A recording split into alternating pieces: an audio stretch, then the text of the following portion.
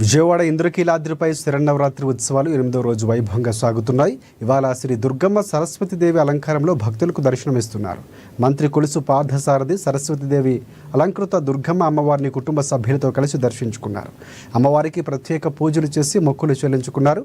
అలాగే ఉదయం నుంచి క్యూ లైన్లో పెద్ద ఎత్తున తరలివస్తున్న అమ్మవారిని భక్తులు దర్శించుకుంటున్నారు.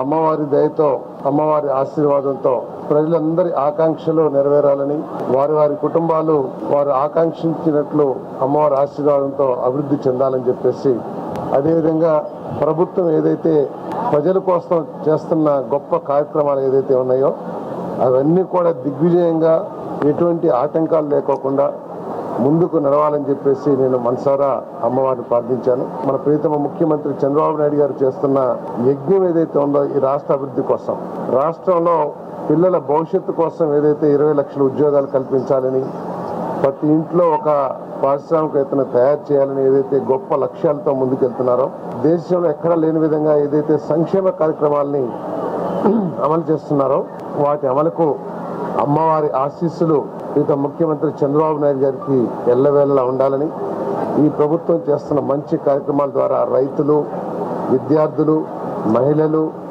మరి